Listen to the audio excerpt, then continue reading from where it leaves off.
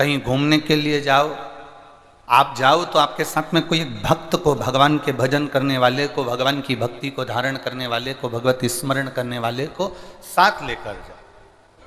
मान लो हमारा पाप बढ़ जाए और हम डूबे भी, तो हमारे साथ में जो भगवान का भक्त चले ना, उसके भजन के बल से हम भी पार उतर जाएं और डूब ना पाएं। इसलिए एक भक्त, एक साधु, एक गुरुजन हमारे साथ हो।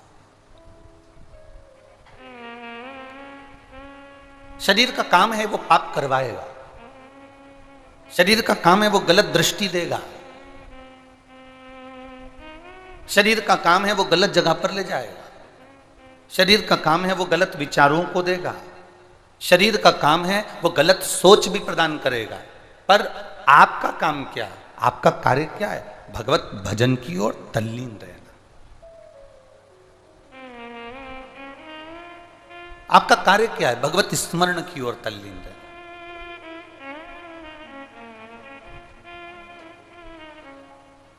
शरीर कहेगा कि चलो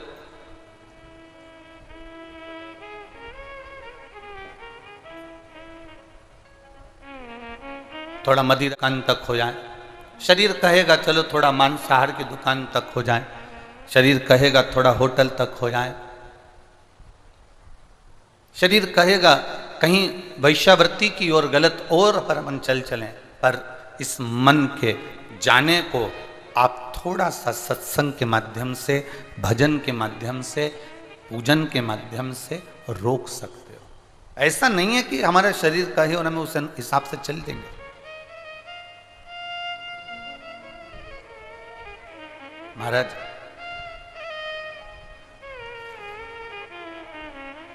कान में कुंडल पहनो मना नहीं है, पर ऐसा पहनना कि कान ना कटे।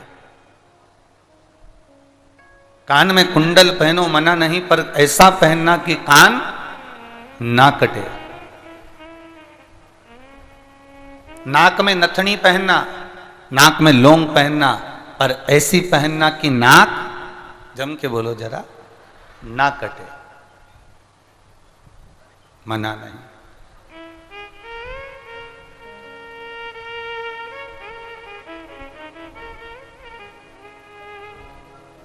और संसार में खूब रह लो, पर जीवन ऐसा बनाना कि भजन के बिना, प्रभु के नाम के बिना एक दिन भी ना कटे, एक दिन भी ना। कान में कुंडल पहनो, पर ऐसा पहनो कि कान ना कटे।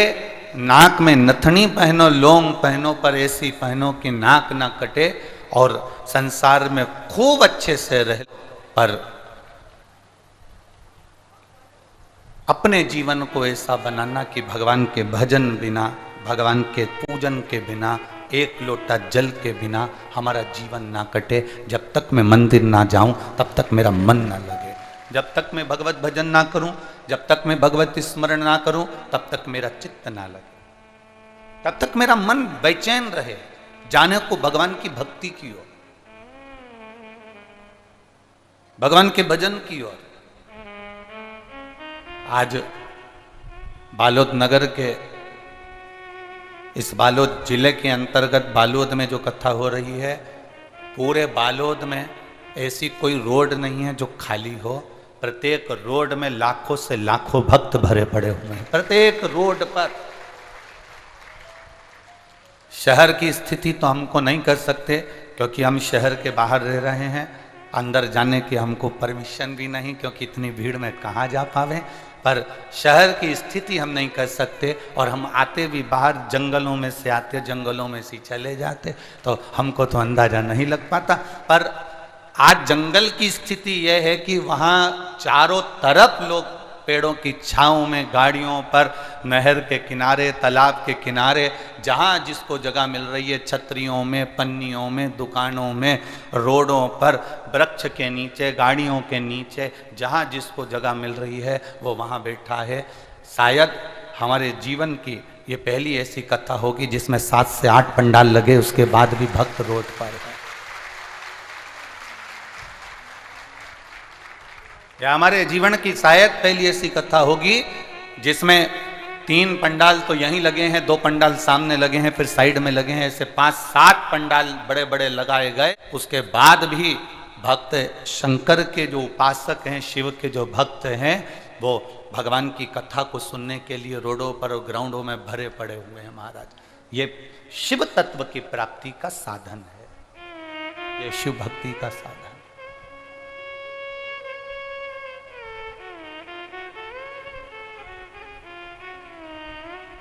आज बड़ी प्रसन्नता हो रही है हमें आपको यहाँ पर पाकर, यहाँ पर बैठा हुआ देखकर, इस कथा के पंडाल में आया हुआ देखकर। खुशी की बात इसलिए है क्योंकि हमारे यहाँ जब भंडारे का प्रसाद बनता है सीहोर में, या हमारे यहाँ पर जो भंडारा चलता है तो भंडारे का जो भोजन बनता है, भंडारे का जो प्रसाद बनता है, वो बड़े बड़े पात्रों में बनता है। और वो बड़े बड़े पात्रों को, बर्तन को उठाकर भगवान के सामने नहीं ले जाते हैं। बोलो, ले जाते हैं? नहीं।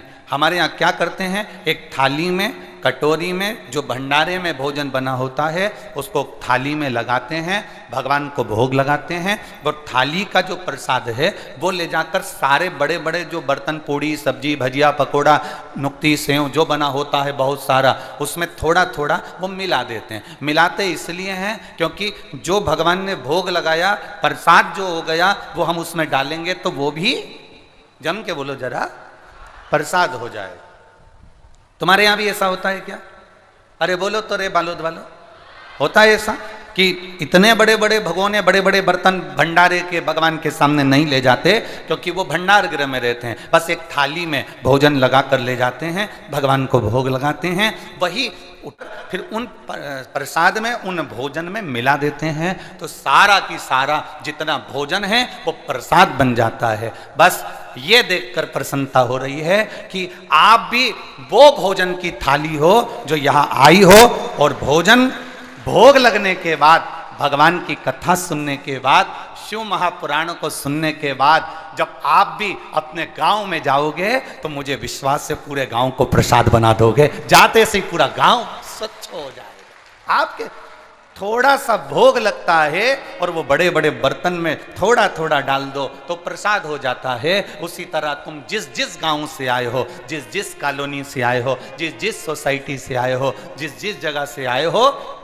जब कथा सुनकर जाओगे तो तुम्हारे शरीर में यहाँ की रज, तुम्हारे शरीर में भगवान शंकर का श्री शिवाय नमस्तुभ्यम जाप, तुम्हारे शरीर में ओम नमः शिवाय, तुम्हारे शरीर में राम कृष्ण भजता हुआ इस शरीर में जब तुम्हारे गांव तक जाएगा, तुम्हारे गांव में पहुंचो तो समझ लेना कि बड़े वाले बर्तन में ये प्रसाद डल गया तो पूरा बर्तन प्रसाद हो गया। गांव में पहुंचते से सब शिव भक्त हो गए। तुम्हारे जाते ही सारे के सारे शंकर के भक्त हो जाएं। तुम्हारे जाते ही तुम अपने मंदिर में, देवालय में, शिवालय में श्री शिवाय नमस्तुभ्यम बोल बम का नारा है। तुम्हारे मुख से जब आप स्मरण करो, तुम्हारे मुख से जब आप गुंजायमान हो, तुम्हारे मुख से जब आप मंत्र जाप करो, नाम जाप करो, और तुम्हारे गांव के लोग भी तुम्हारे मुख का दर्शन करें।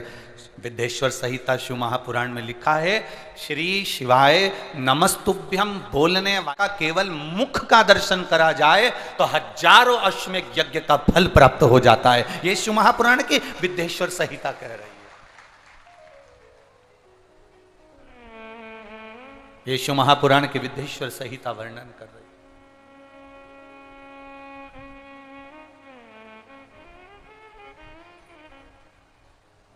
ये शिव महापुराण का पावन चरित्र वर्णन कर रहा। महाराज, आपका भजन, आपका कीर्तन, आपका मंत्र जाप, आपका स्मरण ना जाने कितनों को फल प्रदान कर देता है, ना जाने कितनों को।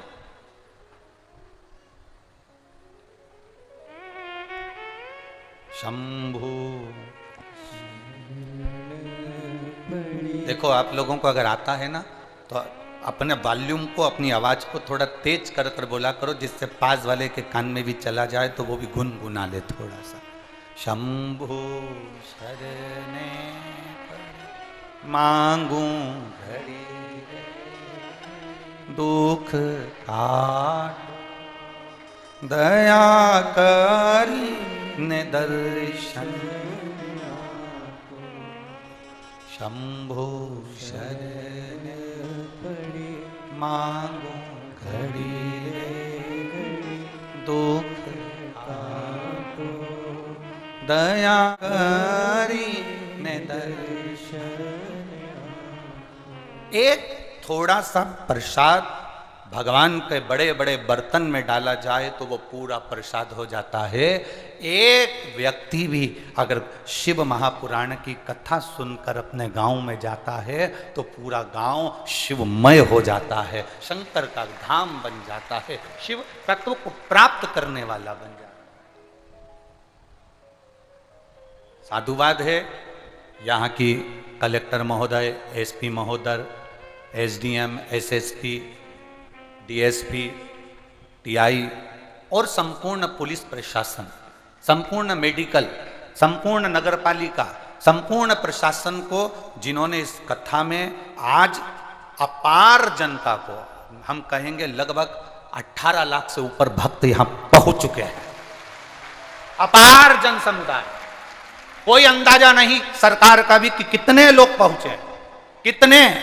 ऐसा जंगल नहीं, ऐसी कोई नहर नहीं, ऐसा कोई स्थान नहीं और पूरा बालोद जैसा शहर व्यक्तियों से पटा पड़ा हुआ है। आप लोग तो टीवियों के माध्यम से देख रहे होंगे और हम सोशल मीडिया से कहेंगे, जितने भी यहाँ पर वो कैमरे चल रहे हैं बाहर रोडों पर, ग्राउंड में, जहां पब्लिक बैठी है, आप जनमानस को दिखाएं कि ये साधारण नहीं, ये शिव के भक्त हैं जिनका अंदाजा लगाना कठिन है।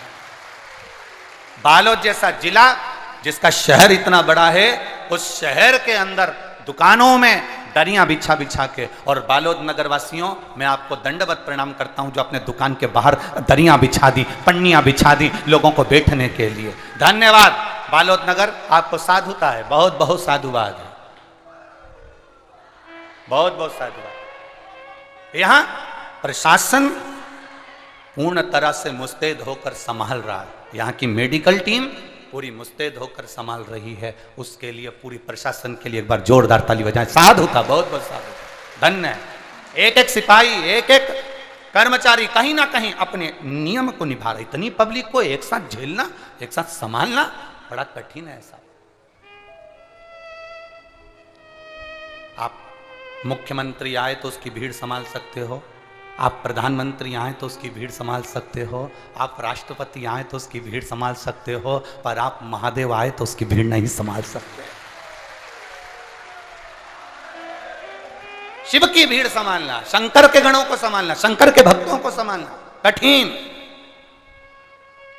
बहुत कठिन।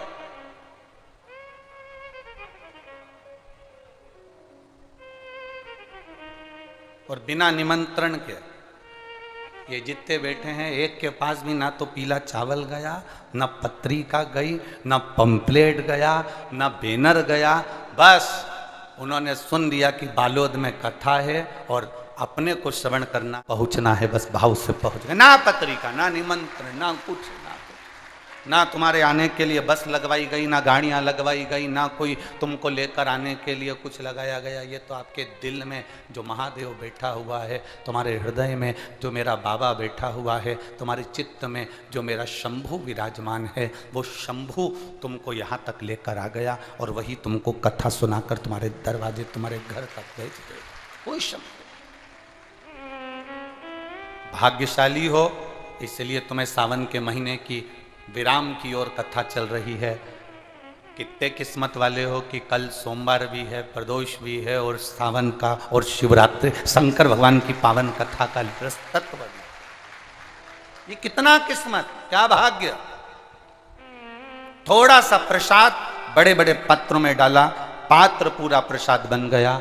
उसी तरह एक व्यक्ति भी अगर कथा सुनकर अपने गांव में गया और गांव में जाने के बाद उसके मुख से भगवान का नाम निकलता रहा, श्री शिवाय नमस्तुभ्यम निकलता रहा, तो समझ लो कि पूरा गांव एक ना एक दिन प्रसाद जरूर बनेगा और उनके मुख से श्री शिवाय नमस्तुभ्यम जरूर निकलेगा, उनके मुख से भगवती स्मरण जरूर निकलेगा। और लुटा दिया भंडार काशी, कर दिया माला ये भक्ति के बल को हमें बढ़ाना है। भक्ति के बल को हम जितना बढ़ाएंगे, हम कहीं कई लोगों के मन में आ जाता है, हम फिर कहेंगे कि मानव का शरीर बड़ा कीमती शरीर है, इसको ये तंबाकू गुटखा से या गंदा गटर के पानी से या मदिरा के पानी से इस शरीर को खराब मत करो। तुम्हारी 50 लाख की गाड़ी में गटर का पानी डालकर चलाओगे तो गाड़ी कोई चलेगी क्या? उसी तरह ये करोड़ों का शरीर भगवान ने दिया, एक एक किडनी 10-10, 20-20 लाख की दे दी, लीवर 25 लाख का दे दिया, आंखें लाखों की दे दी, कान लाखों के दे दिया, हाथ पैर लाखों के दे दिए। जरा विचार तो करो, ओरिजिनल चीज जब शरीर की चली जाती है और हॉस्पिटल में डुप्लीकेट घुटना डलता है तो कितना चलता है? कोई काम का रहता है वो? असली चीज भगवान ने तुमको देकर भेजा है। और इस गाड़ी की कीमत को समझ लो, इस शरीर की कीमत को समझ लो, तो व्यसन से दूर रहो।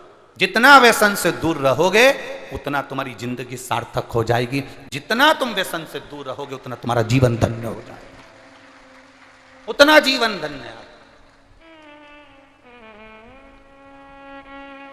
भजन का बल बढ़ाओ, भजन का बल। एक बच्चे को एक डॉक्टर ने कह दिया कि इसका ऑपरेशन होगा, तो बच्चा 3 साल का, गुरुजी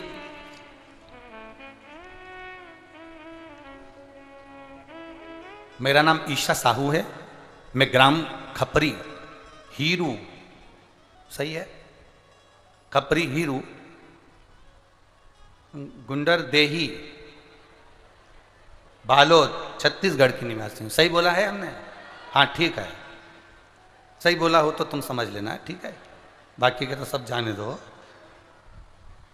एक बार फिर से बोल देते हैं, नाम ईशा साहू है, मैं ग्राम खपरी हीरू कुंडरदेही बालोद छत्तीस निवासी हूं। गुरुदेव कहीं बैठी हो तो हाथ हिला सकती हैं। गुरुदेव मेरा 3 साल का बेटा है, जन्म से ही उसके शरीर में एक प्रॉब्लम हो गई और यूरिन वाले स्थान पर उसको तकलीफ हो गई। जितने डॉक्टरों को दिखाया है जन्म से, वो 3 साल का हो गया गुरुदेव, पर ठीक नहीं हो पाया। हर डॉक्टर का कहना था इसका ऑपरेशन होगा। हम भी विचार में पड़ गए कि ऑपरेशन कैसे कराएं, छोटा सा बच्चा है। दिन चलते गए चलते गए चलते गए, आज बेटा 3 साल का हो गया। किसी ने कहा कि टीवी पर कथा आती है, आप शिव महापुराण की कथा सुनो। उस कथा को सुनना चालू करा। बच्चे के हाथ में छोटा सा लोटा पकड़ा कर मंदिर ले जाते, मंदिर में जल चढ़ाते, जल चढ़ा के बच्चे को आचमन करा देते। पशुपति व्रत भी मैंने उसके लिए करना प्रारंभ करा, पर बेटा ठीक नहीं हुआ गुरुदेव। अब क्या करें? फिर घबरा गए। किसी ने कहा इतनी जल्दी हिम्मत मत हारो, सियोर वाला महाराज कहता है अपना कार्य पूरा करो, 3 महीने में कुछ नहीं होता तो और बढ़ाओ, बाबा का भजन करने में क्या जाता है। अब तो बच्चा भी जिद करने लगा, मम्मी शिव मंदिर चलो। शंकर के मंदिर में छोटा सा लोटा लेकर बच्चे से जल चढ़वाती, पानी पिलवाती और फिर वापिस एक बार पशुपति व्रत करा। गुरुदेव हम ऑपरेशन के लिए बच्चे को जब डॉक्टर के यहाँ लेकर गए, डॉक्टर ने कहा इसको ऑपरेशन की जरूरत नहीं, इसका शरीर ठीक हो गया है। यह शिव तत्व है, यो घड़ी है।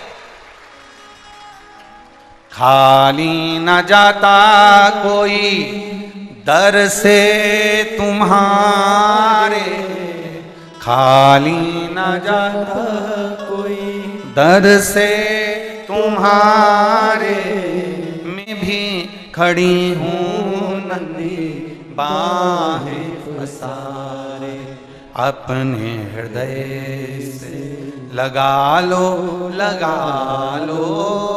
गिरा जा रहा हूँ, उठा लो भोले अपने दर से, अब तो न टालो, गिरा जा रहा हूँ, उठा लो। शिव आराधना में जो रम गया, थोड़ा समय लग सकता है, थोड़ा दुख अगर भारी है कटने में समय लग सकता है, पर आप अपने विश्वास को डिगने मत दो, आप अपने भरोसे को टूटने मत दो। आपका अगर भरोसा नहीं टूटा, आपका अगर विश्वास नहीं छूटा, तो समझ लो कि मेरा महादेव तुम्हारे साथ कदम से कदम मिलाकर चल रहा है। मेरा शिव आपके साथ है, हर पल हर घड़ी हर क्षण मेरा महादेव तुम्हारे साथ में है।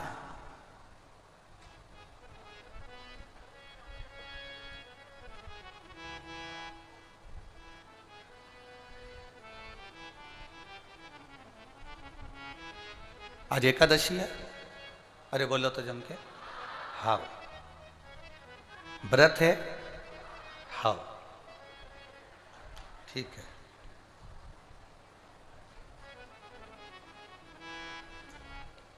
बहुत सारे लोग हैं,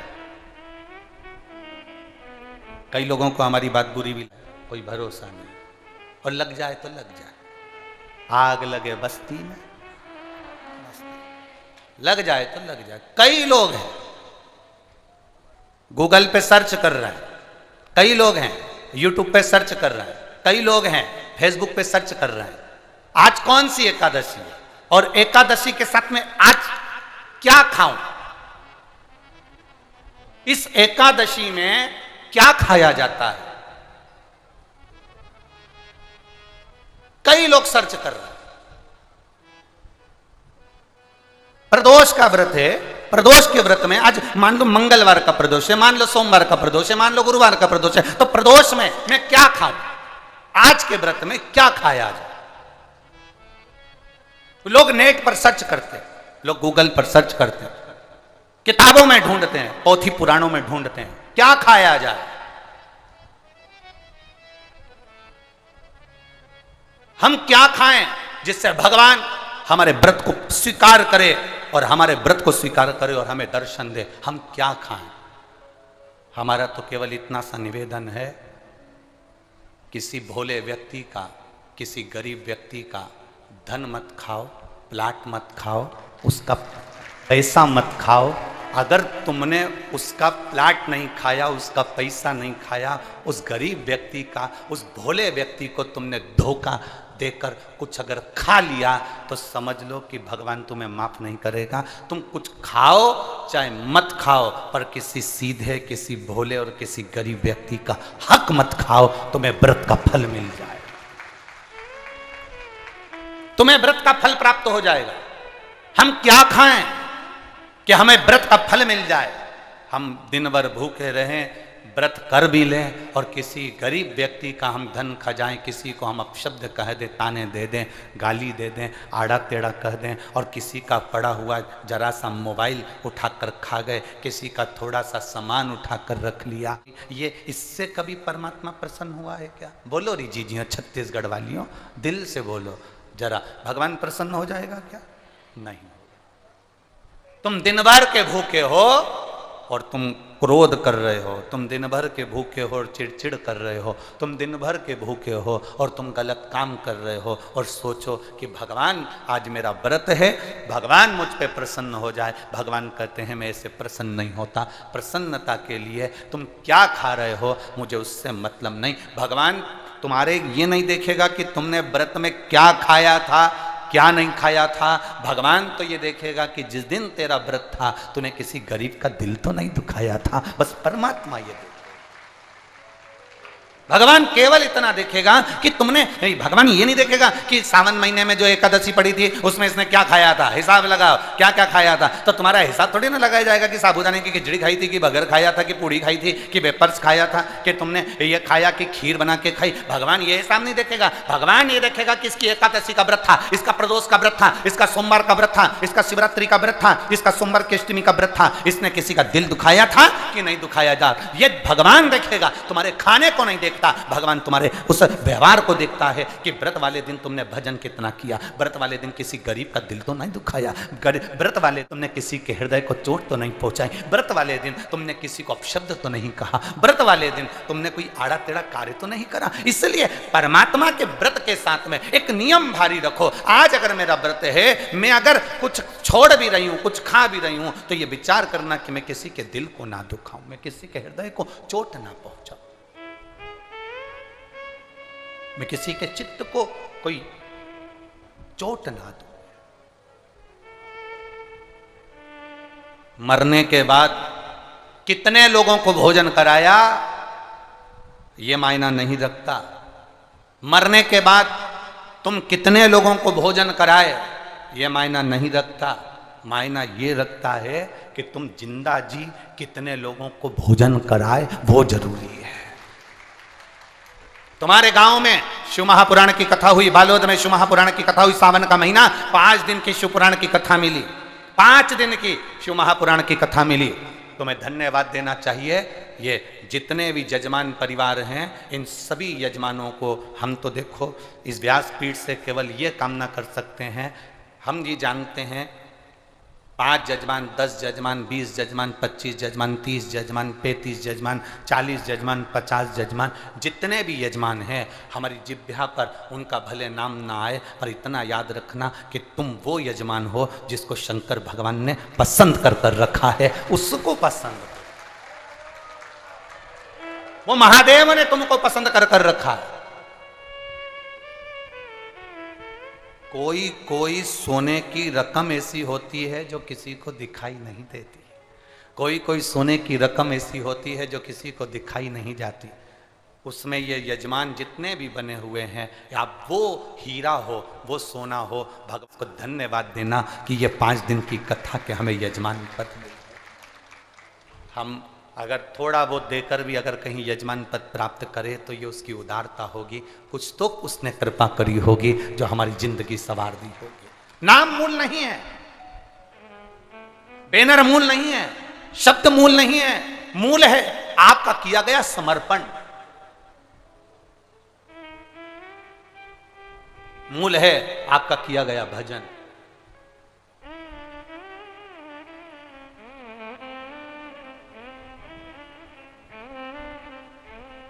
मूल भगवत स्मरण है।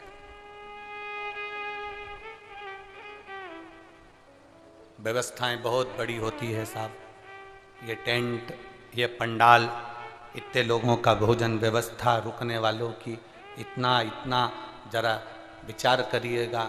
आज के ज़माने में इतनी व्यवस्थाएं करना बहुत कठिन होता है, पर यजमान लोग जब आपस में जुड़ते हैं और जब हमारे गांव का, नगर का भाग्य प्रबल होता है, तब जाकर ये शिव पुराण की कथा अपने नगर में होती है। तब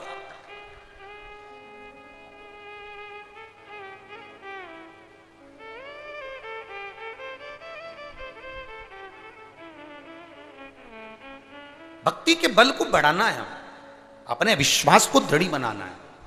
मरने के बाद कितने लोगों को भोजन कराओगे? मरने के बाद तुम्हारा बेटा कितनों को भोजन करा रहा है? मरने के बाद तुम्हारी बहू कितनों को साड़ी दे रही है? मरने के बाद तुम्हारी बहू कितनों को सुहाग सामग्री दे रही है? मरने के बाद तुम कितनों को भोजन करा रहे हो वो जरूरी नहीं। जरूरी ये है कि तुम जीते जी, तुम्हारे नगर में बालोद में जब कथा हुई तो क्या तुम्हारे घर में 2 किलो आटे की पूड़ी और सब्जी बनकर इस बालोद में आने वाले शंकर के भक्त को तुमने अगर मुंह झूठा कराया, जो जीते जी करा दिया, तो फिर मरने के बाद की जरूरत ही नहीं। आपने कितनों को पानी पिलाया, आपने कितनों को बिस्कुट खिलाया, आपने कितनों को भोजन कराया। जरूरी वो है। ये शिव महापुराण की कथा एक तत्व प्रदान करती है, एक शिव महापुराण की कथा एक आनंदता प्रदान करती है। आज पूरे बालोद में ये आनंद है कि ऐसा लग रहा है जैसे कि कोई दिवाली आ गई हो, कोई दशहरा हो, कोई आनंद हो। हमारे नगर में एक खुशियां अपने आप समाहित हो जाती हैं। नहीं तो आज के जमाने में तो त्योहार भी फीके हो गए साहब। आज के जमाने में त्योहार भी फीके हो गए। इतना फीका कर दिया विरोधियों ने, इतना फीका कर दिया विधर्मियों ने कि जब देखो जब त्योहार आता है और ये अपनी चाल चलना प्रारंभ कर देते हैं। मावा नकली है, दूध नकली है, मावा नकली है, दूध नकली है, और इनकी निगाह में वो चॉकलेट असली है। घर के पकवान नकली, घर का भोजन नकली, भारत की भूमि पर बनने वाला पकवान, गुलाब जामुन, इमरती, भजिया, पकोड़ा, खोपरा पाक, अपने घर में बनने वाला गुजिया, पपड़िया, सब नकली है।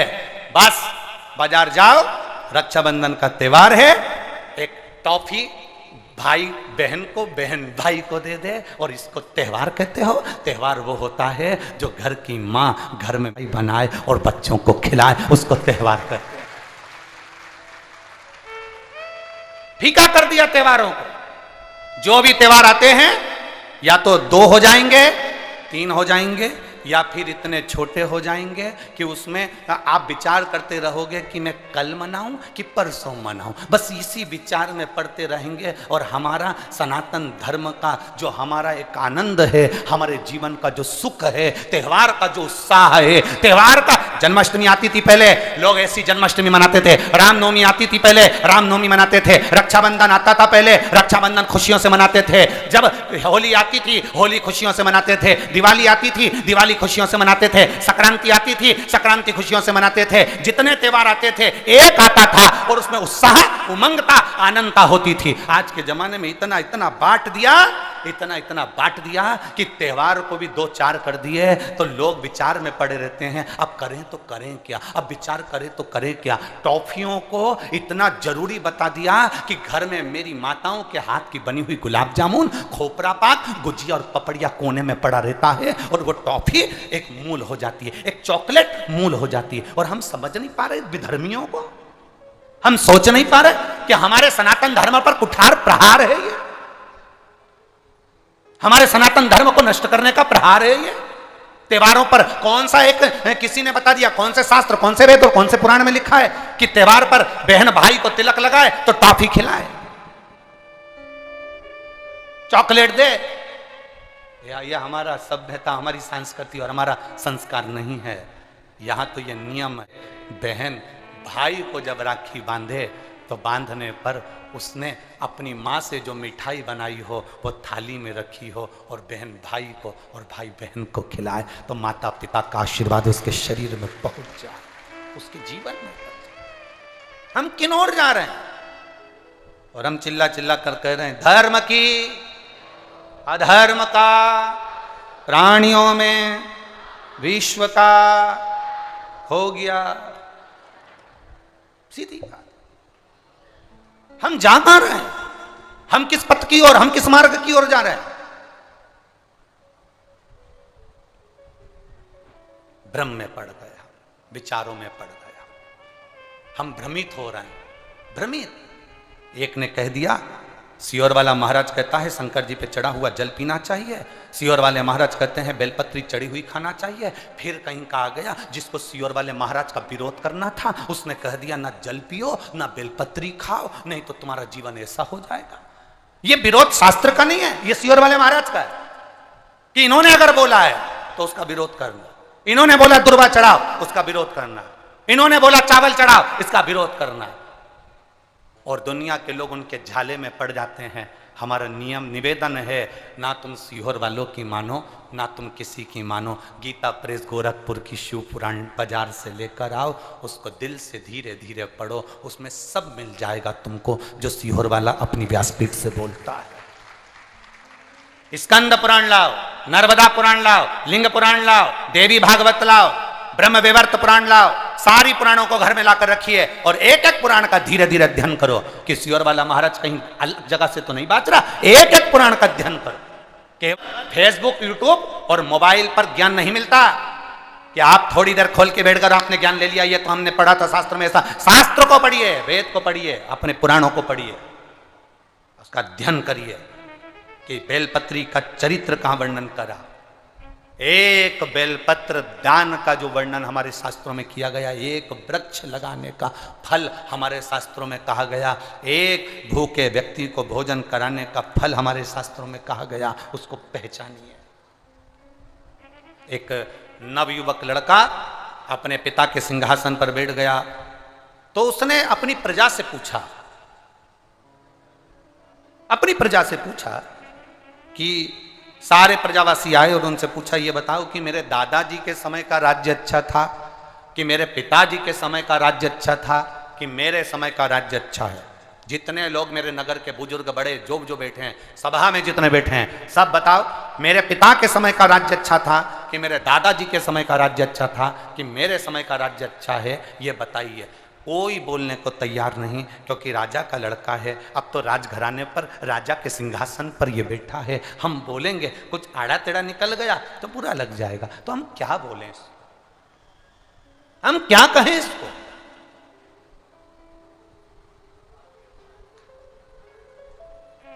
हम क्या वर्णन करें इसको? नहीं बोल, क्या बखान करें हम इसको? कोई नहीं बोला। तब एक बुजुर्ग, एक बूढ़ा सा व्यक्ति बोला, महाराज मैं कहना चाहता हूं। राजा ने कहा खुशी खुशी बोलिए, हमारे दादा के समय का राज्य अच्छा था, हमारे पिताजी के समय का राज्य अच्छा था कि हमारे समय का राज्य अच्छा है, बताओ।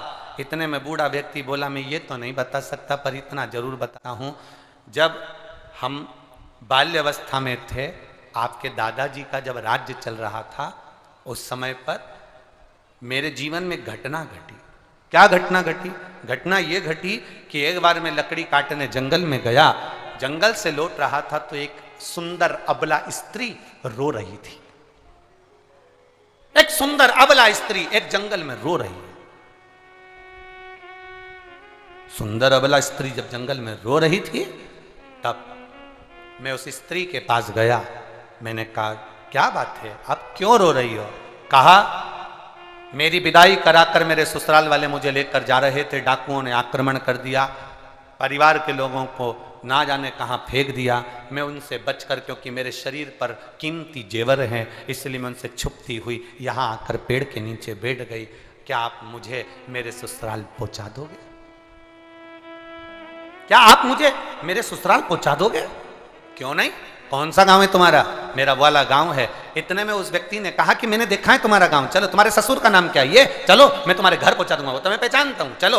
उस अबला स्त्री को लेकर, वो बूढ़ा व्यक्ति कह रहा है, मैं उस अबला स्त्री को लेकर उसके घर पहुंच गया।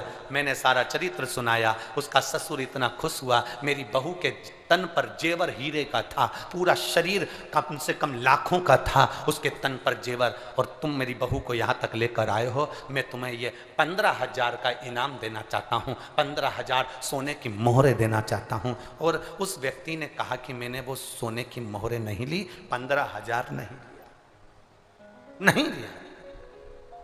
महाराज, मैं वापिस आ गया अपने में। दादाजी चले गए, तुम्हारे पिताजी का राज्य आ गया, समय बीता, मैं जवान हो गया। तब मैंने विचार करा, कितना दुख का जीवन जी रहा हूं आज मैं, कितनी तकलीफ की जिंदगी जी रहा हूं मैं आज, और इतनी तकलीफ की जिंदगी मेरी जी रही हूं, इतना तकलीफ की जिंदगी में जी रहा हूं।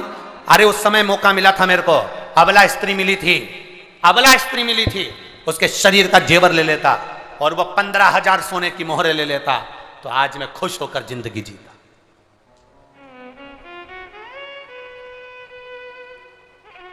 आज मैं खुश होकर जिंदगी जीता। उसके शरीर पर इतना महंगा जेवर था, सब छुड़ा लेता, कौन देख रहा था मुझे, और मैं सोने की मोहरें भी ले लेता। महाराज, आज मैं आपके राज्यपाट में हूं। आज मेरे मन में इतना दुख होता है क्योंकि मेरे पास कुछ नहीं है। मेरे मन में आया कि उस अबला स्त्री को भी मैं अपना बना लेता और अपनी पत्नी बनाकर रख लेता। सुंदर बहुत थी, युवान थी, और पैसा भी पूरा ले लेता और जेवर भी पूरा ले लेता। महाराज, आज मैं करोड़ों में खेल रहा होता। तो इतने में राजा के लड़के ने पूछा, तुम हमें कहना क्या चाहते हो? बस बूढ़े व्यक्ति ने कहा, मैंने दादाजी का राज्य बता दिया, पिताजी का राज्य बता दिया, आपका राज्य बता दिया, अब इससे ज्यादा कुछ नहीं कह सकता। राजा के लड़के के आंख से आंसू बहने लगा। मेरे पिताजी ने मुझसे कहा था, जस राजा तस प्रजा, जैसा राजा होता है वैसी प्रजा होती है। दादाजी अच्छे मन के थे, इसलिए उस समय तेरा मन अच्छा था। पिताजी थोड़ी लोभ प्रवृत्ति के थे, उस समय पर तेरे हृदय में लोभ आ गया, और आज मैं युवान स्त्रियों को पर उन्हें अपना बनाने का भाव रखता हूं, इसलिए तेरे मन में वो भाव आ गया। तूने तीनों का बल एक ही कहानी में बता दिया कि तीनों का राज्य कैसा है, तीनों का राज्य कैसा है। हमारी सोच, हमारी वृत्ति, हमारा भाव, हम हमारे घर में रह रहे हैं, हमारे घर के बुजुर्ग की सोच क्या है, हमारे घर में भोजन बनाने वाले की सोच क्या है, हमारे घर में रहने वाले का विचार क्या है, हमारे घर में, हमारे गांव में, हमारे नगर में जो रह रहा है। अच्छा, नगर का कोई अध्यक्ष है, गांव का कोई प्रतिनिधि है, गांव का कोई मूल व्यक्ति है, अगर वो ठीक है, उसका भजन ठीक है, उसकी कार्यशैली ठीक है, उसका स्मरण ठीक है, उसकी भक्ति ठीक है, तो आपको भक्ति में मन लगेगा। और जो व्यक्ति कहीं ना कहीं डामाडोल है, तो आपका भक्ति में मन नहीं लग सकता, आपका भजन में मन नहीं लग सकता।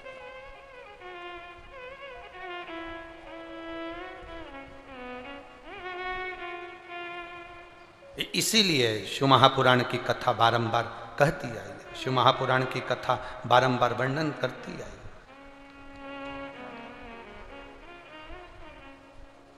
भगवान शंकर की कथा वर्णन करती है।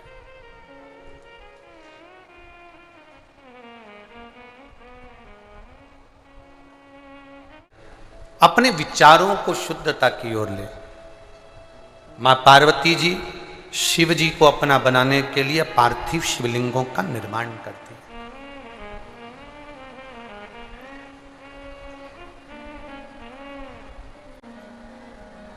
पीछे की आवाज खोलिए।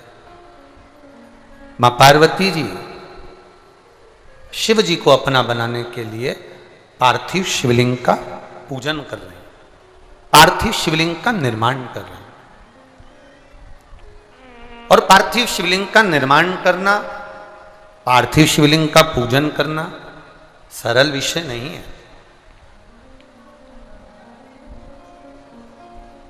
देखिए, कभी अगर मौका लगे आपके जीवन में, हम इतना जरूर कहेंगे, अगर आपके घर में एक बहुत जरूरी है बेलपत्री का वृक्ष। क्या जरूरी है? बेलपत्री का वृक्ष। घर में नहीं लगा सकते हो तो फिर कहीं मंदिर देवालय में जरूर लगाओ। मंदिर देवालय में नहीं लगा सकते हो तो कहीं ना कहीं किसी ना किसी बगीचे में जरूर लगाएं। बगीचे में नहीं लगा सकते तो किसी तालाब, बावड़ी, कुआं, पर्वत आदि के तट पर कहीं लगाएं। आवाज बढ़ाओ पीछे की, और बढ़ा दो पीछे की आवाज, रिटर्न आ रहा है, थोड़ा सा बढ़ाइए। चोंगे की आवाज में बढ़ा दो, चोंगे की जरूरी। बेलपत्र का वृक्ष बहुत जरूरी। अगर तालाब, बावड़ी, कुएं पर भी आप अगर बेलपत्र का वृक्ष नहीं लगा पाओ तो फिर प्रयास करो कि रोड के किनारे पर बेलपत्र का वृक्ष, वहां भी नहीं लगा पाओ तो शमशान में कहीं बेलपत्र का वृक्ष शमशान के आसपास में भी है तो वहां अगर कोई बैठेगा उस पर भी अगर छांव पड़ जाएगी, जीव को कोई लेकर जा रहा है उसका भी कल्याण हो जाए, ऐसी जगह बेलपत्र का वृक्ष अवश्य है। 3 जगह पर बैठकर माता पार्वती जी ने तप साधना शंकर जी को प्राप्त करने के लिए करी। 3 स्थान बताए गए, 3 जगह पर। और हमारे शास्त्रों में हम लोग वर्णन करते हैं, आप लोग भी माताएं अगर कथा श्रवण करती हैं, छोटी तीज, बड़ी तीज, जिसको सतुआ तीज आदि कहते हैं, मारवाड़ी, माहेश्वरी, अग्रवाल बंधु, कोई छोटी तीज करता है, कोई सतुआ तीज करता है, सत्तू को कलपता है, कोई हरतालिका तीज करता है। ये स्थान बताएं माता के कि माँ कहाँ कहाँ बैठकर शंकर जी को प्राप्त करने के लिए साधना कर रही है, माँ कहाँ कहाँ बैठकर तप साधना कर रही है,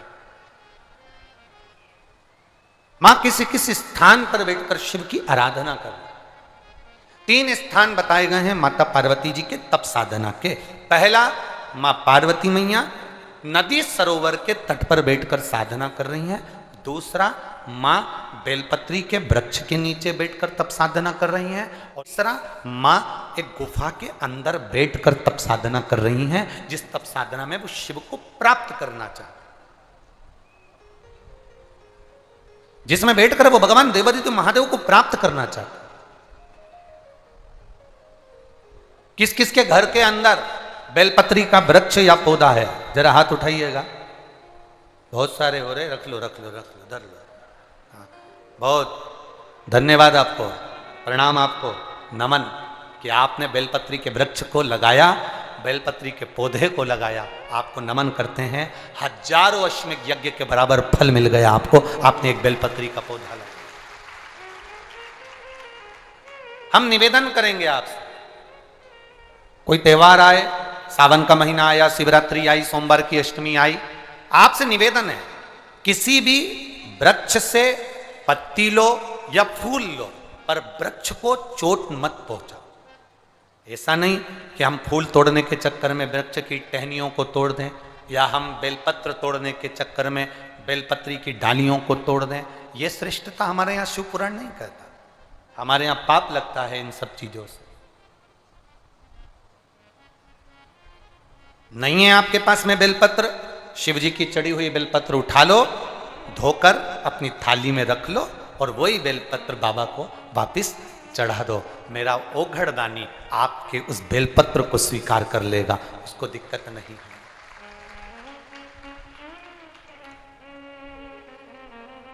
मेरा शिव आपको पकड़, मेरा शंकर आपका कल्याण करने के लिए अग्रसर रहता है। एक प्रश्न आपसे कर रहे हैं, उत्तर दोगे क्या? अरे बोलो तो जम के दे दोगे। दो व्यक्ति पानी में डूब रहा है, एक वो व्यक्ति जो आपको चाहता है, आपसे प्रेम करता है, आपसे स्नेह करता है, आपसे प्यार करता है, आपसे प्रेम करता है, और दूसरा वो व्यक्ति जिससे आप प्रेम करते हो, जिससे आप प्यार करते हो, जिससे आप स्नेह करते हो, दोनों पानी में डूब रहा है। अब आप किसको बचाओगे? एक वो व्यक्ति जो आपसे प्यार करता है, आपसे प्रेम करता है, आपसे स्नेह करता है, वो पानी में डूब रहा है, और एक वो व्यक्ति जिसके लिए आप दिल लुटाते हो, प्रेम करते हो, प्यार करते हो, स्नेह करते हो, जिसके बिना आप रह नहीं सकते, वो पानी में डूब रहा। दोनों में से किसको बचाओगे? पहले नंबर का, 2 नंबर का, 2 नंबर, 2 नंबर, 2 नंबर। उधर से दादाजी बोल रहे हैं 1 नंबर का बिल्कुल सही है। बहुत बहुत साधुवाद। कहीं संत बाबा वो क्या? हाँ संत बाबा, एक बार जोरदार ताली बजाओ, बिल्कुल सही निर्णय दिया। बहुत बहुत प्रणाम साधुवाद, नमन, बिल्कुल सही निर्णय। एक वो व्यक्ति जो आपको चाहता है, आपको प्रेम करता है, आपको प्यार करता है, और दूसरे नंबर पर वो व्यक्ति जिससे आप प्यार करते हो, जिससे आप प्रेम करते हो, जिससे आप स्नेह करते हो, दोनों पानी में डूब रहे हैं। किसको बचाओगे? तो उसको बचाना जो तुमसे प्रेम करता है। क्यों? क्योंकि जो तुमसे प्रेम करता होगा वो तुम्हें कभी दुखी नहीं देख सकता। जो तुमसे प्रेम करता होगा वो तुम्हें दुखी नहीं देख सकता। जिससे तुम प्यार करते हो, भरोसा नहीं कि वो तुमसे स्नेह करता होगा और तुम्हें सुखी दे दे या तुम्हें सुख दे दे, वो भरोसा नहीं। मेरा भोलेनाथ पहले नंबर का है। वो जल चढ़ाने वाले से तब प्रेम करता है कि अपने भक्त को वो डूबने नहीं देता, निकाल लेता, निकाल लेता। वो चाह रहा है, स्नेह कर रहा है। शंभु शरणे पड़ी मांगू घड़ी रे घड़ी, दुख काटो दया करी दर्शन शंभु शरण पड़ी मांगू घड़ी रे घड़ी, दुख काटो दया करी दर्शन। शिव तत्व कह रहा है, शिव से हम स्नेह करें, शिव हमसे स्नेह करे। जब वो प्रेम करता है, मेरा महादेव जब प्रेम करता है तो निभाता। एक पत्र आया यही प्रेम का,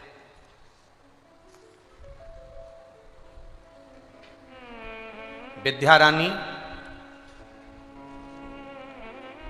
देवदास, मोबाइल नंबर लिखा है। कहीं बैठी हैं विद्या रानी देवदास? कहीं बैठी हो तो हाथ हिला सकती हैं। विद्या रानी देवदास कहीं पर बैठी हो तो हाथ हिला सकती हैं। कहीं बैठी हैं? इधर हैं? हाथ हिला दीजिए। वो बेटी आई है क्या जिसको कोबरा नाग ने 5 बार डसा है? विद्या रानी जी आपके साथ में आई है क्या वो बेटी? आई हो तो हाथ हिला दीजिए, तो हम उसको यहां बुलवा लेते हैं, अगर वो बेटी आई हो तो।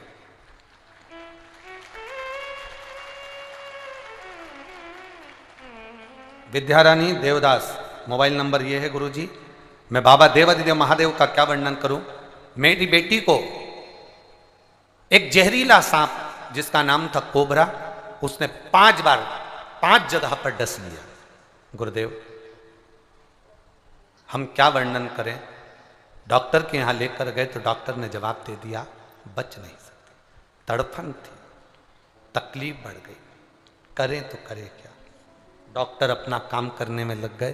डॉक्टर ने एक पर्चे पर सिग्नेचर करवा लिया फॉर्म पर कि इसकी कोई जवाबदारी नहीं। हम शिवपुराण की कथा सुनते हैं गुरुदेव। अब बेटी के फॉर्म पर सिग्नेचर हॉस्पिटल में किया कि अब इसका कोई भरोसा तो है नहीं, ये जिए ना जिए कोई भरोसा नहीं इसका।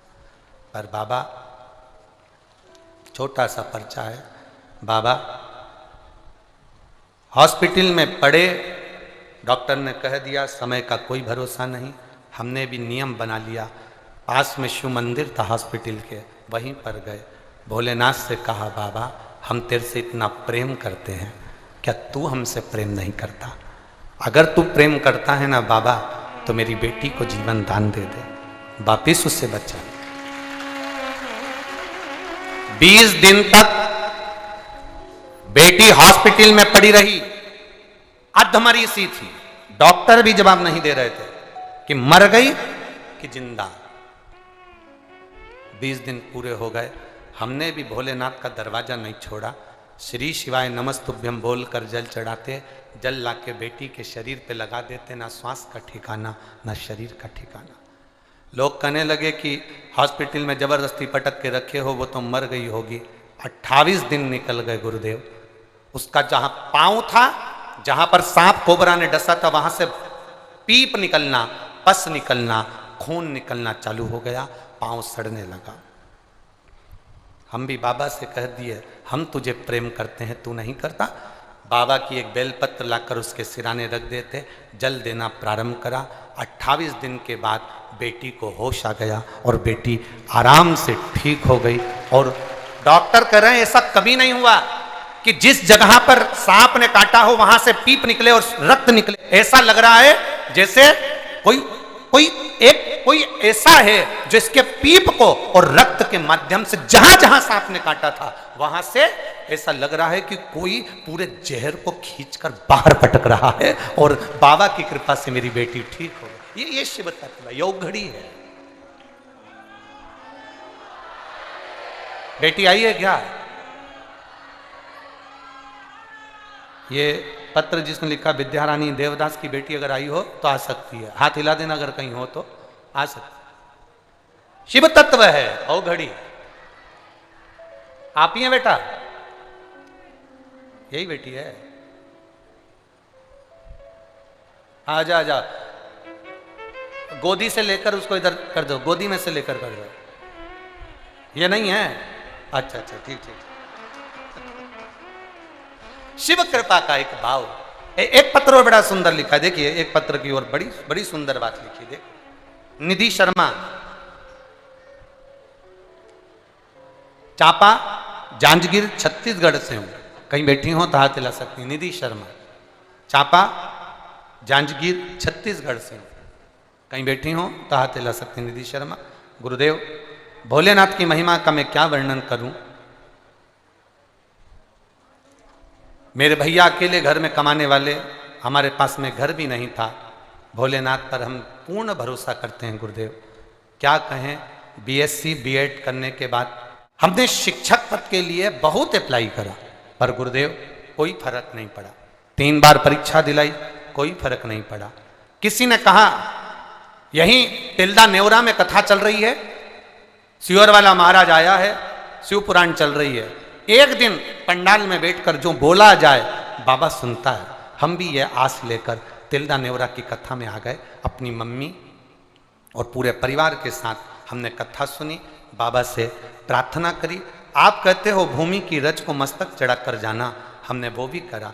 और बाबा से बस इतना ही कहा, बाबा कुछ ऐसी कृपा कर दो, एग्ज़ाम तो मैंने पुराने में बहुत दिए हैं पर उसका कोई रिजल्ट नहीं, ऐसी कृपा करो बाबा कि मेरा जॉब लग जाए। बाबा की कृपा से 8 अगस्त को हम बाबा की करुणा का क्या गुणगान करें गुरुदेव। बाबा ने ऐसी कृपा कर दी कि 8 अगस्त को हमें टीचर का सिलेक्शन हो गया और बाबा की करुणा से हम टीचर बन गए। ये शिव तत्व है, ये वो घड़ी है, ये दयालु है, ये दाता है। तेरी कृपा बिना न हिले एक भी, लेते हैं श्वास तेरी कृपा से तनु तनु। आप रखो अपने भीतर परमात्मा की अविरल भक्ति को, अविरल श्रद्धा को, विश्वास को दृढ़ बनाने का कार्य करिए। एक भरोसा पक्का रखिए, एक दृढ़ता पक्की रखिए, वो डूबने नहीं देगा। अरे कृपा की ना हो जो आदत तुम्हारी, तो सुनी ही रे हालत तुम्हारी। गरीबों के दिल जो जगा तुम न पाते, तो किस दिल में होती इबादत तुम्हारी। आपका भजन बढ़े, भक्ति बढ़े, विश्वास बढ़े। मां पार्वती जी 3 स्थान पर बैठकर शिवलिंग का निर्माण कर रही हैं। पहला जलाशय के पास, दूसरा बेलपत्र के वृक्ष के नीचे, और तीसरा गुफा के अंदर प्रवेश कर पार्थिव शिवलिंग का निर्माण कर। पार्थिव शिवलिंग बनाओ, आप भी एक प्रयास करिएगा। आपने कभी अगर मौका लगे और भगवान आपको अगर बहुत कृपा करा हुआ हो, आपके घर में अगर बहुत बाबा की अगर कृपा हो और आंगन में बेलपत्री का वृक्ष हो, तो प्रयास करना कि उस बेलपत्री के वृक्ष के नीचे 12 ज्योतिर्लिंग का निर्माण एक बार पार्थिव मिट्टी से अवश्य करें। 12 ज्योतिर्लिंग का, एक थाली में 12 ज्योतिर्लिंग का निर्माण कर कर एक ब्राह्मण देवता को, एक बुलाओ, 2 ब्राह्मण देवता बुलाओ, 5 बुलाओ, 7 बुलाओ, 11 बुलाओ, 21 बुलाओ, आपके ऊपर, ये आपके ऊपर। किसी विद्वत ब्राह्मण जन को बुलाकर जिसके हृदय में शिव समाया हुआ हो, जिसके कंठ पर मां सरस्वती माता सरस्वती शंकर की कृपा से विराजमान हो, ऐसे कोई ब्राह्मण को बुलाकर, कोई भूदेव को बुलाकर 12 ज्योतिर्लिंग बेलपत्री के वृक्ष के नीचे उसका निर्माण कर कर उसका पूजन अभिषेक अपने परिवार के साथ मिलकर बाबा का कर कर, अगर कभी मौका लग जाए और बाबा अगर ऐसा कृपा करे, जैसे सत्यनारायण भगवान की पूजन होती है, इधर होती कि नहीं होती है, छत्तीसगढ़ में होती है, सत्यनारायण की कथा होती है, केले के खंभ लगाए जाते हैं, आंगन में करी जाती है, ढोल मंजीरा बजाया जाता है, खूब आराम से पंडित जी आकर कथा बाजते हैं, सत्यनारायण भगवान का अनुष्ठान। उसी तरह से मणि शिवलिंग शिव महापुराण की कथा कहती है, अपने आंगन में अगर बेलपत्र का वृक्ष हो, उस वृक्ष के नीचे 12 ज्योतिर्लिंग का निर्माण कर कर ब्राह्मण देव को बुलाकर अभिषेक पूजन का अनुष्ठान कर कर, फिर बाबा का स्मरण कर कर बड़े आनंद के साथ शाम के समय उस ज्योतिर्लिंग का फिर जो 12 बनाए हैं उसका विसर्जन भाव के साथ में, आनंद के साथ में बन सके। ब्राह्मण आदि संत गुरुजन बड़े बुजुर्ग इनका श्रेष्ठ भोजन कराकर अपने घर में एक आनंद का अनुभूति करें। कहते हैं उससे हमारे घर में शिव तत्व की प्राप्ति होती है और बाबा की कृपा बनी रहती है। शिव तत्व की कितना ज्योतिर्लिंग? 12 ज्योतिर्लिंग का निर्माण अगर अपने घर में बेलपत्र का वृक्ष है तो अवश्य करें। आपको मौका मिला है महीने, 2 महीने, 6 महीने, 8 महीने में, साल भर में, और बाबा से ऐसा प्रार्थना भी करें कि बाबा ऐसी कृपा करना, मैंने जो मांगा अगर वो पूरा होता है तो मैं 12 ज्योतिर्लिंग का निर्माण कर कर पूजन अवश्य करूं। ये तेरी कृपा बनी रहे, तेरी करुणा बनी रहे। करो। एक अविरल भक्ति के साथ, एक विश्वास और दृढ़ता के साथ शिव कथा कह रहे।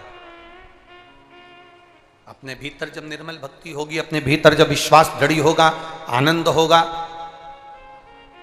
तो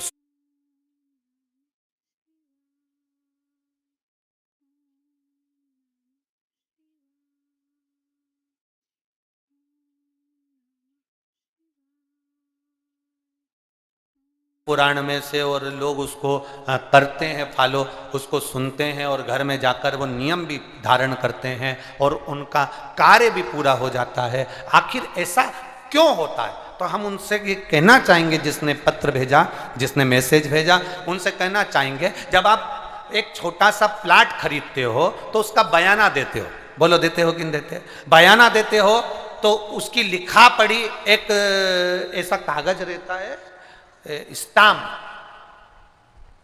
सही है, 50 रुपए का, 100 रुपए का, 200 रुपए का, 1000 रुपए का स्टाम्प पर उसकी लिखा पढ़ी होती है।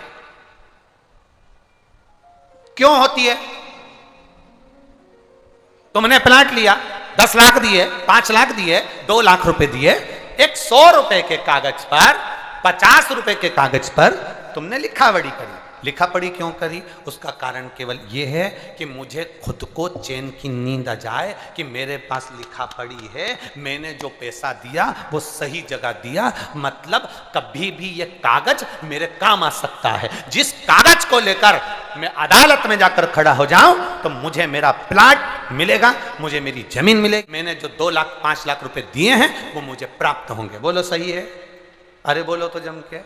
इसीलिए लिखा पढ़ी एक कागज पे कराते हो। जरा विचार करना, एक कागज की लिखा पढ़ी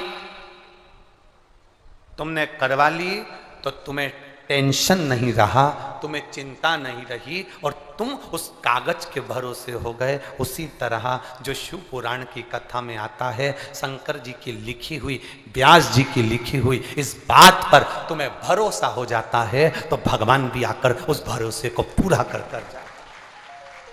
100 रुपए के स्टाम्प पर तुम्हारा विश्वास है, 50 रुपए के स्टाम्प पर तुम्हारा विश्वास है, तो हमारा भी विश्वास और ये शिव भक्त जितने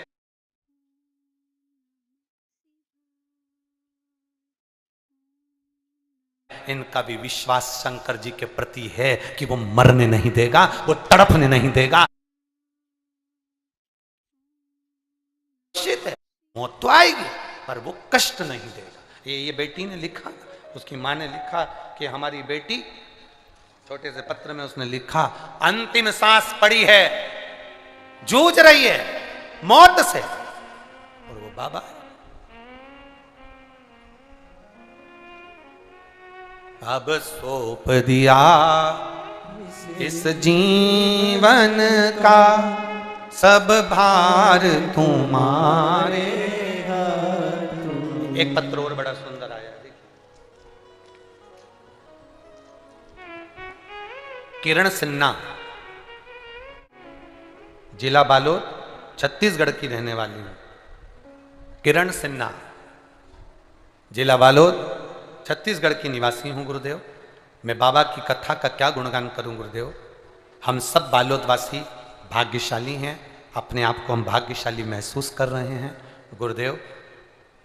आज तक किसी पंडाल में जाकर कथा नहीं सुनी, बस टीवी के सामने बैठकर एक बार प्रार्थना करी थी कि मेरी पढ़ाई पूरी हो गई बाबा, अगर तू सच्चा है और तेरी कथा सच्ची है तो मेरा कहीं ना कहीं सरकारी जॉब लग जाए। मैं बाबा से बस प्रार्थना, टीवी के सामने आसन बिछाती थी, बैठ जाती थी, बाबा की कथा सुनती थी। पर गुरुजी आपसे कंप्लेंट भी है। क्या रह गया था? कंप्लेंट ये है कि आप कथा पूरी करते हो पर हम इतने दिल से कथा सुनने बैठते हैं पर आरती अधूरी छोड़ देते हो।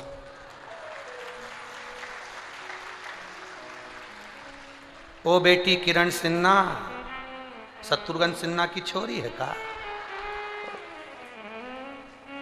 बड़ी भारी है ये तो, हमारी भी गलती गिनवा दे हो। अब कथा पूरी करते हो पर आरती होती है ना, उसमें ये तुम्हारे चैनल वालों को बोला करो ना, कार्ड देते हैं, यहीं खड़े हैं। अब तेरा क्या होगा रे कालिया, नीचे मत उतर जाना। अब सोचे तो ये इनके ऊपर, पर गुरुदेव कुछ भी हो, आसन लगाकर मैंने टीवी के सामने कथा सुनी। बाबा की कहते मैं हेल्थ ऑफिसर के पद पर नियुक्त हो गई, इसलिए बाबा को नमन करने के लिए। ये शिव तत्व है।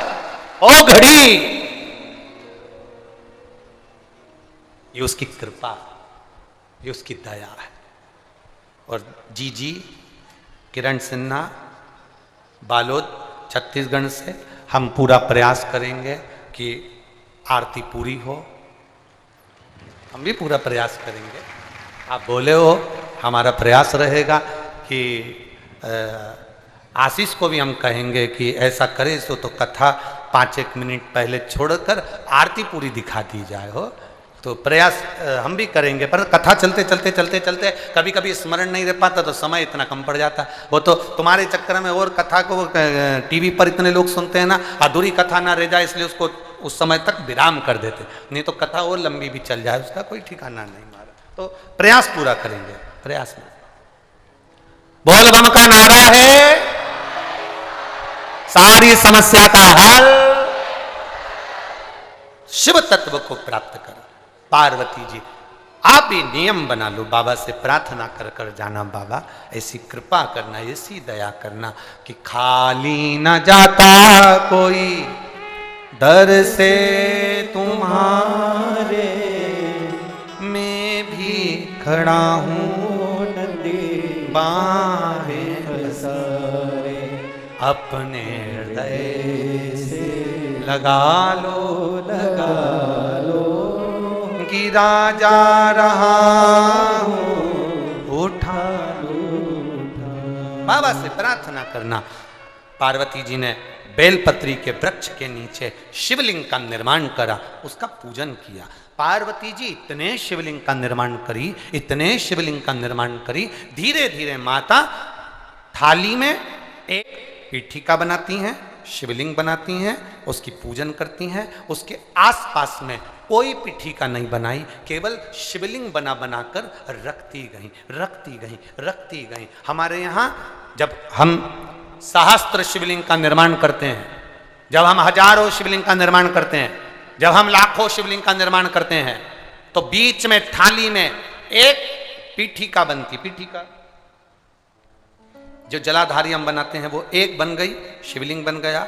उसके बाद में हम जितने भी शिवलिंग बनाते हैं उसमें ये पीठिका नहीं बनाकर केवल शिवलिंग गोल गोल आकृति कर कर बनाकर रख देते हैं। उसकी पूजन माँ पार्वती जी कर रही हैं, जिसका नाम है मणिलिंग। इसको हमारे यहाँ पर मणिलिंग कहा गया, जो रखकर पूजन करी जाती। इसमें पीठिका नहीं थी, इसमें पीठिका नहीं दिख रही। पीठिका केवल एक जो माता पार्वती जी ने मध्य में बनाई है, बाकी के सब दूर शिवलिंग बनाए। इसको मणिलिंग कहा गया। ये मणिलिंग की गणना।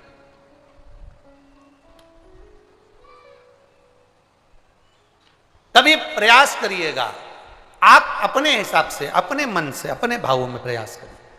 हमने पहले भी कथा में कहा, जब तुम्हारा दिल कर जाए, आज तुम्हें लगे कि तुम्हारा चित्त ठीक नहीं है, आज तुम्हें लगे तुम्हारा मन ठीक नहीं है, आज तुम्हें लगे तुम्हारा चित्त ठीक नहीं हो पा रहा है, आपका मन ठीक नहीं हो पा रहा, आपका हृदय ठीक नहीं है, लग रहा है, तो बुलाओ ब्राह्मण देव आनंद के साथ में। शिव महापुराण की कथा कहती है पार्थिव शिवलिंग का निर्माण कर कर, या आप स्वयं उसकी आराधना पूजन कर कर विसर्जन करिए। आप नहीं बुला सकते किसी को तो आप स्वयं करिए। 3 जगह पर मां पार्वती मैया बैठी है, 3 जगह पर। अपने हृदय में मां पार्वती शिव को बुला रही हैं, अपने हृदय से भगवान शंकर का गुणगान कर रही हैं। हम भी आपसे कहेंगे, आपके कमरे में काम का सामान रखो, अपने घर में काम का सामान रखो, कबाड़ा मत रखो। कई लोग अपने घर में इतना अटाला, इतना कबाड़ा जिसका कोई काम नहीं, वो भी अपने घर में संभाल संभाल के रखते चले जाते हैं। कबाड़ा ही कबाड़ा, अटाला ही अटाला। तुम्हारे घर में जाकर देखना काम का सामान कितना है और कबाड़ा का सामान, अटाला का सामान कितना। तुम्हारे घर में अंदाजा लगाइए। काम का सामान थोड़ा होगा, जिस पलंग पर सोते हो, जिस गादी पर सोते हो, जिन कपड़ों को पहनते हो। अब तुम ये भी जान दो, तुम तो तुम्हारी अलमारी में देख लो कि कपड़े कितने पहनते हो और रखे कितने हैं। कई कपड़े तो ऐसे हैं जिनका नंबर आज तक नहीं आया। कपड़े भी कई बार गिरते हैं अलमारी में से और कहते हैं कब पहनेगी कमला। कपड़े भी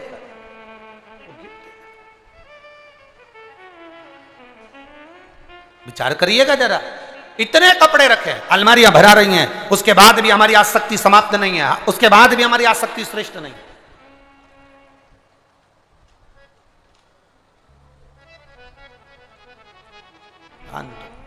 कबाड़ा ही कबाड़ा, कबाड़ा ही कबाड़ा, सब इकट्ठा हो गया। कितने कितने वो आखिरी में दिवाली के टाइम पर कबाड़े वाला भी आ जाता है, चिल्ला चिल्ला कर कहता है, लोहा लंगड़ लिया, जूना पुराना, क्या बोलते हैं, जूना पुराना कबाड़ा लिया। वो भी आवाज लगाता है, क्या होगा, कबाड़ा दोगे तो वो क्या देगा तुमको। पहले तो हम आजकल वो लोग आते कि नहीं आते पता नहीं, पहले कुछ माताएं आती थी, ऐसे सिर पे टोकनी रहती थी, उसमें बर्तन रहते थे स्टील के, और पुरानी 5 साड़ी दे दो, एक भगोनी ले लो। आप लोगों को कोई देखा है क्या उनको है? क्या कहती थी, पुराना कपड़ा दो और बर्तन लो। पहले पहले आती थी वो, आजकल तो कोई दिखती नहीं है। पुराने कपड़े दे दो और बर्तन नया ले लो। कबाड़े वाला कहता है कबाड़ा दो, जूना पुराना लोहा लंगड़ दो और रुपए लो।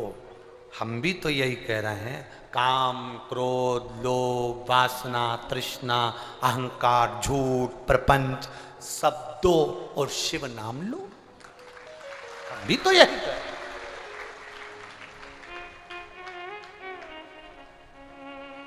वो भी चिल्लाता है, अब आता है, लोहा लंगड़ लिया, जूना पुराना लोहा लिया। हम भी तो यही कह रहे हैं, जो अहंकार में डूबा है उसे लिया, जो काम में डूबा, वासना में डूबा, आसक्ति में डूबा, तृष्णा में डूबा, लोभ में डूबा, कहीं ना कहीं गलत विचारों में जो डूबा है, उसको शिव महापुराण में लियाओ।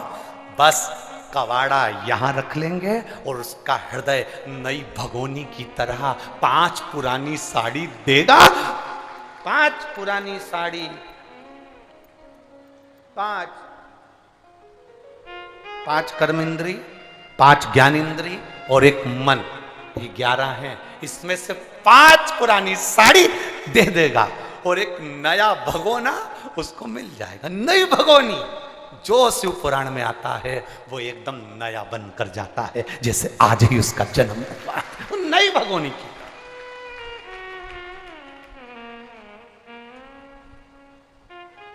नया क्यों ये जो फ्रीज होता है ना, उस फ्रीज में हम जो रखते हैं वो ताजा बना रहे इसलिए रखते हैं, सड़े नहीं। फ्रीज में रख दो, सड़ेगा नहीं। रख दो फ्रीज में, सड़ेगा नहीं। कोई पूछे कहां गई थी तो कह देना फ्रीज के अंदर बैठी थी। तो क्या फ्रीज में? हाँ, शिव महापुराण की कथा नहीं है, ये पंडाल नहीं है, ये फ्रीज है। इसमें जो बैठ जाता है वो संसार में सड़ता नहीं है। ना काम में, ना लोभ में, ना आसक्ति में, ना वासना में, तृष्णा में, सड़ेगा नहीं। अगर शिव पुराण की कथा सुनी है, थोड़ा दुख आ गया तो तुरंत डॉक्टर अपना काम करेंगे। जैसे उस मां ने लिखा, हम शंकर के मंदिर चले गए, डॉक्टर अपना काम कर रहा है, तुम अपना काम करो ना। दुख आया, वो बेटी ने लिखा कि आरती भी पूरी नहीं होती थी और कट जाता था, फिर भी हम आसन लगाकर सुनते, तुम तुम्हारा कर्म करो ना, करो तुम्हारा कर्म। संसार में ज्यादा चिपकोगे तो संसार में चिपके की चिपके रह जाओगे, फिर परमात्मा की ओर फूल कर नहीं जा पाओगे। मेरी जीजियां रोज रोटी बनाती हैं, मेरी छत्तीसगढ़ की बहनें रोज रोटी बनाती हैं। रोटी बनाते समय मेरी बहनों को मालूम है कि इसमें थोड़ा सा रोटी बनाते समय पलेथन लगाना जरूरी है। पलेथन मतलब जानते हो, एक्स्ट्रा आटा। जो लोई बनी और उसको बेलने से पहले पलेथन लगाओ। पलेथन लगाएंगे तो वो चकोटी में और बेलन में रोटी, बोलो बोलो जम के बोलो जरा, नहीं चिपकेगी। और जो रोटी चकोटी में और बेलन में चिपक गई, उसको तवे पर तुम कितई डाल के हिलाओ, वो जहां से की होती है वहां से फूलती नहीं। हमने भी बहुत रोटी बनाई है, वो फूलेगी नहीं। इतनी माताएं बैठी है, तुम कितना भी उसमें ऐसा कपड़ा भी फेरो ना तवे के ऊपर तो भी रोटी नहीं फूलेगी, जहां से चिपक गई वो वहां से नहीं फूलेगी। हम भी ऐसे ही हैं, आप भी ऐसे ही हैं।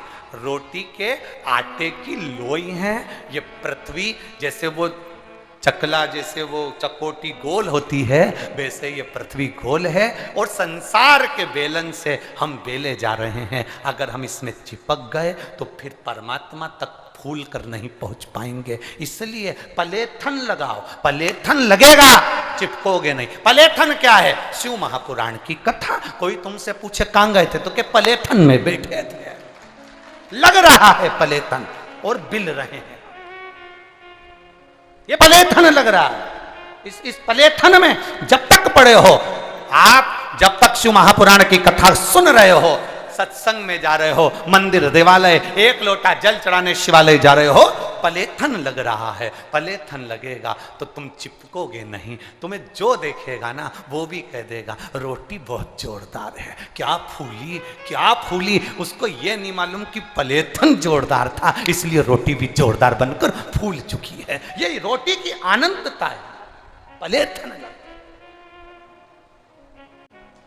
अब तुम तो जोरदार हो गए हो, पलेथन तुम में लग गया, तुम फूल भी गए हो। अब तुम्हारा काम है, कभी कभी पलेथन जब ज्यादा लग जाए तो सिकने के बाद भी वो पलेथन हटता नहीं है। बस तुमसे निवेदन है, चाहे दुनिया के लोग कितना भी अपशब्द कहें, ताना दे, आड़ा टेढ़ा बोले, गालियां दे, कोई कह दे क्या होता है शंकर जी को जल चढ़ाने से, कोई कह दे शिव जी के मंदिर जाने से क्या होता है, कोई कह दे बेलपत्री चढ़ाने से क्या होता है, कोई कह दे ये दुर्वा चढ़ाने से क्या होता है, कोई कह दे एक चावल का दाना चढ़ाने से क्या होता है, कोई कह दे तुमसे कि पुष्प चढ़ाने से क्या होता है। दुनिया के लोग तुम्हें ताना देंगे, अपशब्द कहेंगे, गालियां देंगे।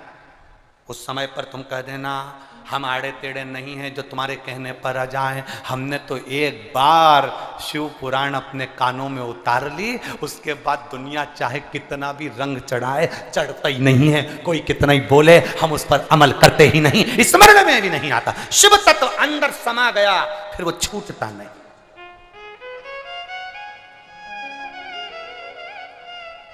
कहां से छूटे, कैसे छूटे?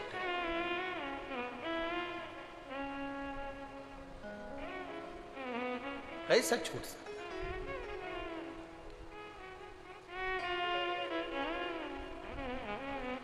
महाराज 3 जगह पर बैठकर स्तुति करी। शिव को पाने के लिए पार्थिव शिवलिंग का निर्माण करें। पार्थिव शिवलिंग में मणि लिंग का भी निर्माण करें। मणि लिंग का मतलब होता है जहां पीठी का एक हो और बाकी की जगह पर जो शिवलिंग बनाकर रखे जाते हैं वो मणि लिंग की गिनती में आते हैं। एक स्मरण रहे, भारत का शिवलिंग होता है, स्फाटिक लिंग होता है, नर्मदेश्वर लिंग होता है। कंकर शंकर को भी शिवलिंग का भाव दिया गया है। यहां तक भक्ति में अगर डूबे हो, भाव में डूबे हो तो शिवलिंग अगर हृदय में है कि मुझे जल चढ़ाना है तो बाबा कहीं ना कहीं ऐसा कृपा कर देता है कि शिवलिंग आपके सम्मुख में आ जाता है और आप जल समर्पित कर सकते। भाव दिल में, हृदय में आप तर जहां भक्ति है वहां शिव है, और जहां शिव है वहां भक्ति का एक आनंद समाहित हो।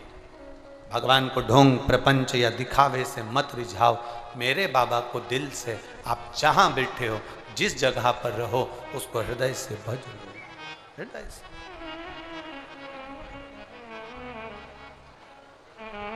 शिव कथा कर रही है, मां पार्वती जी तब साधना कर कर शिव को प्राप्त करी हैं। कल अपन कथा में सुनेंगे माता के शिवलिंग के निर्माण का वर्णन और उस निर्माण के माध्यम से भगवत भक्ति का फल। भगवान श्री गणेश जी महाराज का प्रागट्य हुआ है। जोरदार ताली बजाएं। माता पार्वती शिव जी गणेश जी को लेकर पधार रहे हैं भाव और आनंद के साथ।